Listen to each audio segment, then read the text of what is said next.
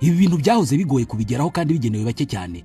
Hari kera tutaramenya NCGR Limited, sosiyete nyarwanda ifite ituragiro ry'inkoko za Tetra Super Harco, ubwoko bw'inkoko zitanga amagi n'inyama byinshi mu gihe gito cyane. Isake igira ibiro biri hejuru ya 2.5 mu byumweru 12. Buri imwe itera amagi arenze 230 ku mwaka. Ni inkoko zidapfa cyane kandi ziba ahantu hose. Iyi itera irya garama zitarenze 145 z'ibiryo, ibituma idahenda mu kuyorora. Ukeneye gushora imari mu bworozi bwa Tetra Super Harco, hamagara cyangwa wandikire NCGR Limited. Si gusa si iyo nkoko dufite yonyine, kuko dufite n'indi nkoko ino tuzi cyangwa se abenshi muzi nk'inkoko y'inyama ariyo twita broilers. Muri broilers nk'uko nagiye mbabwira tugira amoko abiri ya broiler. Tugira broiler rose 308, tukagira ndetse na broiler kobu 500. Gusa twe muri NCGR dufite inkoko ya broilers rose 308.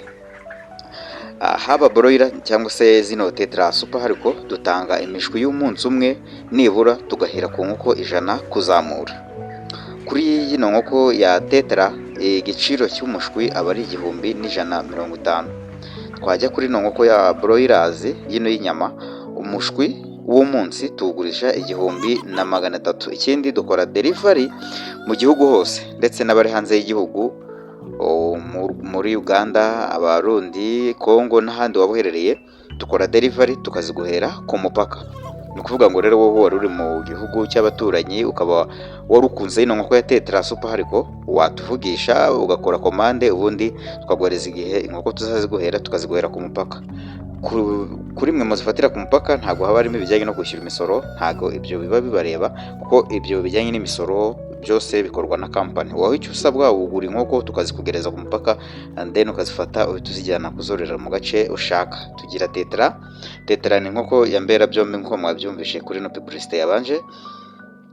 Ni inkoko nziza.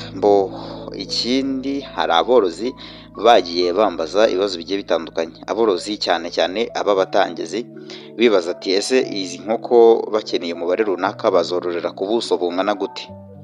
Abandi barambaza bati ese tugiye korora inkoko ya Tetra ku bigendanye na business plan, mbona babwiye ko byagora ko nahita mbakorera business plan, ahubwo nabereka buryo ki mwakikorera business plan bitewe n'ahantu utuye n'ibyo uzakoresha.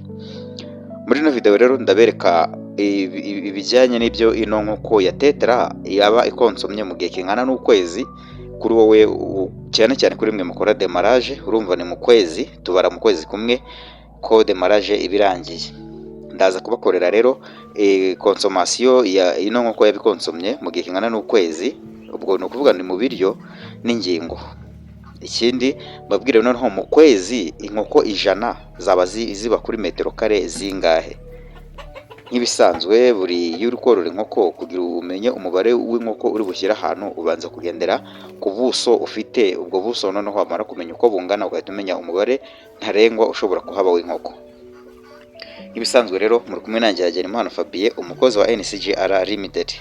Kuri wowe rero wifuza kubatumiza inkoko haba zino Tetra Super Harco cyangwa se ino broiler, uraza kutuvugisha WhatsApp cyangwa se ukaba wanaduhamagara kuri nimero 0788 499 0623.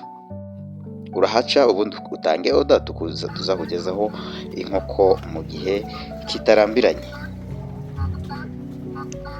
Reka rero duhere kuri bino bibazo twagiye tubazwa n'aborozi bagiye batandukanye cyane babatangizi. Baratubazaga bati ese umuntu ashaka korora inkoko nibura ari bano bakora demarage, inkoko 100 zaba ziba ahantu hangana hati?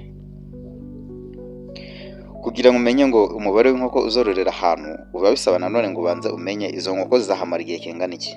Hari ukuzahororera ari imishwi gusa, cyangwa se ukazazihororera ari imishwi ukanazihakuriza zikagera igihe cyo gutera zikiri aho hantu. Imibare rero igenda itandukana. Inkoko ari ntoya aba ari nyinshi ahantu hatoya, zaba nini zikaba nkeya ahantu hanini. Reka tubibare gutya, tubarire kuri abantu bakora demarage cyangwa se bashaka korora imishwi kuva ku munsi umwe kugera nibura zujuje ukwezi cyangwa amezi 2. Reka dutangirire ku kwezi kumwe. Ino nkoko ya Tetra cyangwa se izindi nkoko muzi za mbera byombi, mu cyumweru cya mbere n'icya kabiri kuri metero kare imwe haba inkoko cyangwa se imishwi iri hagati ya 30 ndetse na 35. Metero kare ku batazi nangwa se badasobanukiwe kubara bino bintu by'ubuso, metero kare tuvuga ni metero kuri metero, ubwo ni length na width cyangwa se side to times side, ubwo bigahita metero kare cyangwa se meter square. Ubwo aha kuri metero kare imwe habaho imishwi 30 kuri 35. Ibishobora kuba yahaba mu cyumweru cya mbere n'icyumweru cya kabiri. Mu cyumweru cya gatatu n'icyumweru cya kane ubuso imishwi ibishobora kuhaba kuri imishwi 100 ibishobora kuba iba, ubwo ni ukuvuga mu kwezi kwa mbere imishwi 100 ibishobora kuba kuri metero kare hagati y'enye n'eshanu, hagati ya metero kare enye n'eshanu mu nkoko 100 mu kwezi kwa mbere.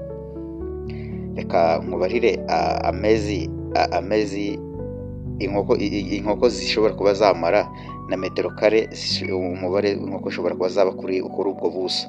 Tugiye kurebera hamwe nibura inkoko 100 mu kwezi kwa mbere zaba kuri metero kare zingahe, mu kwezi kwa kabiri zaba kuri metero kare zingahe, kugeza nibura ku mezi 5, ko inkoko ifite amezi 5 kuzamura, haba amezi 5, amezi 10, umwaka, aho ngaho metero kare ziba ku buso bungana ari umubare umwe.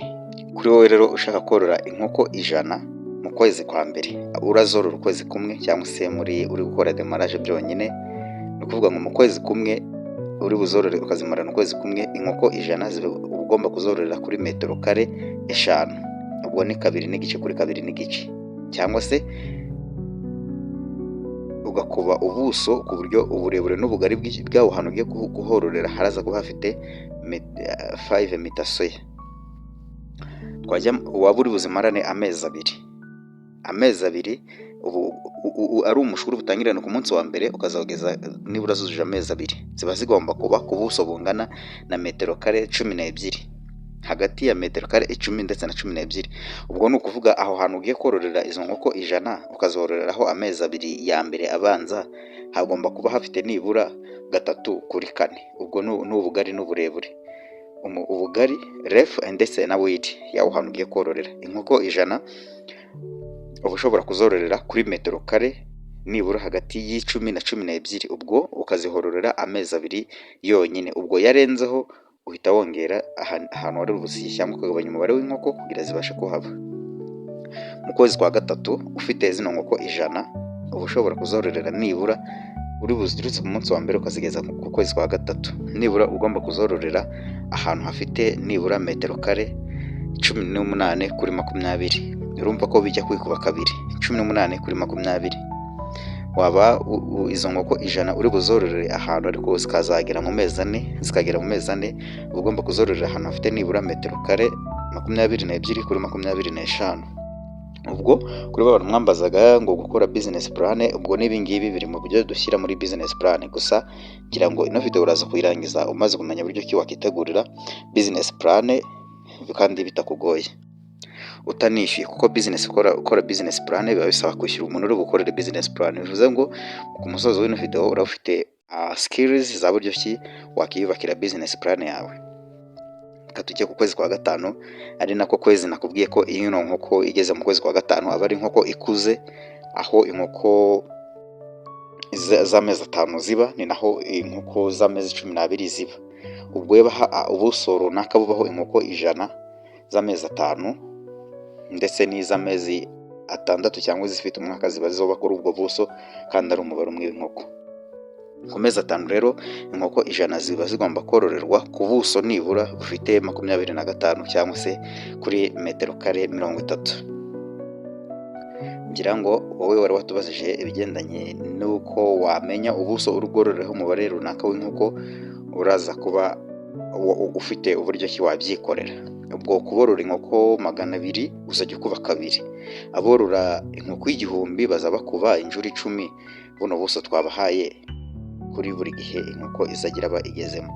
Ngira ngo kukigendanye no kubara ubuso bwa inkoko zigomba kuba ahangaha kirakemutse. Reka noneho turebere hamwe kubigendanye na business plan y'uko inkoko zirya, cyangwa se ibyo zino nkoko zigomba kuba zikonsomye mu gihe runaka. Izi nkoko za tetera cyangwa se indi nkoko ya mbera byombi hari garama ziba zigenewe ku munsi. Izo nazibabwiye muri video yabanje, utarayirebye wajyaho ukayireba ukamenya ati ese izajya konsoma ibiryo bingana bite. Reka turebe n'ubundi kuri wa muntu ugiye gukora demarage nibura inkoko 100, tumenye ngo mu kwezi zizaba zikonsomye ibiryo bingana gute. Mu cyumweru cya mbere nababwiye ko umushwi umwe uba ukonsoma garama 15 ku munsi. Ubwo inkoko imwe mu cyumweru cyose izagira bimaze kurya garama 105. Twashyira ku nkoko 100 zose mu cyumweru cya mbere, icyumweru cya mbere gishira izino nkoko zawe 100 ziriye garama ibiro 10 ndetse na garama 5. Ubwo ni kuvuga wa muntu ugiye gukora demarage araza gufata agakayi agiye yandika ku buryo azajya arakuba n'umubare w'inkoko azaba yoroye. Gusa inkoko 100 zino za tetra cyangwa se n'izindi za mbera byombi mu cyumweru cya mbere, icyumweru cya mbere gishira inkoko 100 ziriye ibiro 10 n'igice. Mu cyumweru cya kabiri zino nkoko imwe nibura ku munsi ibirya garama 25. Mu cyumweru inkoko imwe ibiriye garama 175. Twabara noneho ku nkoko 100 twagenderagaho mu cyumweru zikaba ziriye ibiro 17 n'ibice 5. Ubwo ni ibiro 17 n'igice. Twajya mu cyumweru cya gatatu inkoko imwe ibirya garama nibura 30 ku munsi. Twakuba n'icyumweru cyangwa se iminsi 7 inkoko imwe tukabona ko mu cyumweru iba iriye garama 210. Twakuba na za nkoko 100 twafatiyeho mu cyumweru inkoko 100 zikarya ibiro 21. Twajya ku cyumweru cya kane, ubwo ni ukuvuga zigiye kuzuza ukwezi, inkoko imwe ibirya garama 35. Twakuba n'umubare w'iminsi 7 inkoko imwe mu cyumweru ikabiriye garama 245. Twakuba na za nkoko zacu 100 tugasanga mu cyumweru kino cyumweru cya kane hariho zuba zuzuje ukwezi, inkoko 100 zizaryamo ibiro 24 n'igice. Ubwo mu kwezi izi nkoko 100 ibiro 73 n'igice. Ubwo wowe ushaka kumenya ngo zizaba zikonsomye angahe mu byo kurya mu kwezi kwa mbere, uraza gufata bino biro 75 ukube n'igiciro ibiryo bya starter feed birimo kuguraho mu gace utuyemo. Urahita umenya ngo mu byo kurya zizaba zikonsomye ayangaya mu kwezi kwa mbere. Nurangiza ukube kuko umushwi wa tetera w'ukwezi ubugura 3000. Ubwo numara gukuba urahita umenya ngo wakuramo angahe y'inyungu. Gusa izi nkoko za tetera nko nababwiye ku munsi wa 14 tuzehereza urukingo. Uru rukingo nababwiye ko doze 500 ruba rugura 6500, ariko biba bitewe n'ahantu uherereye. Hari aho ushobora kujya hejuru cyangwa se akamanukaho gake.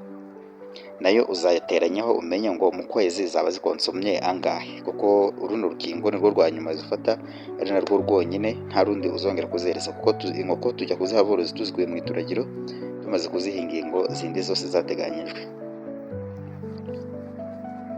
Ni ukuvuga ngo rero wowe ukeneye imishwi uraza kutwandikira, haba imishwi ya tetera cyangwa se imishwi ya broilers. Nababwiye ko kuri broiler umushwi ari 1300, twaza kuri zino za tetera umushwi ni 1150. Tukaba dukora delivery mu gihugu hose. Company yacu yitwa NCGR, tukaba dukorera mu karere ka Rwamagana.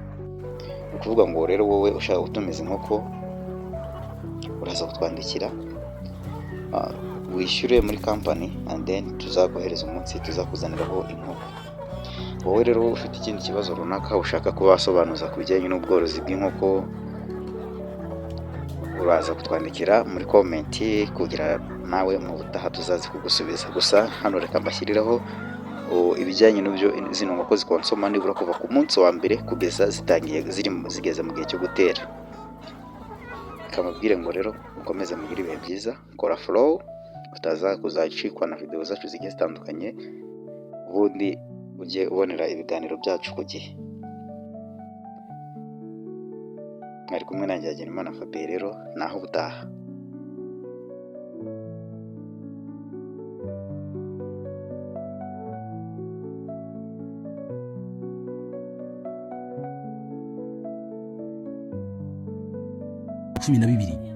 Buri imwe itera amagi arenze 230 ku mwaka. Ni inkoko zidapfa cyane kandi ziba ahantu hose. Iyi itera irya garama zitarenze 145 z'ibiryo, ibituma idahenda mu kuyorora. ukeneye gushora imari mu bworozi bwa Tetra Super Harco, hamagara cyangwa wandikire NCGR Limited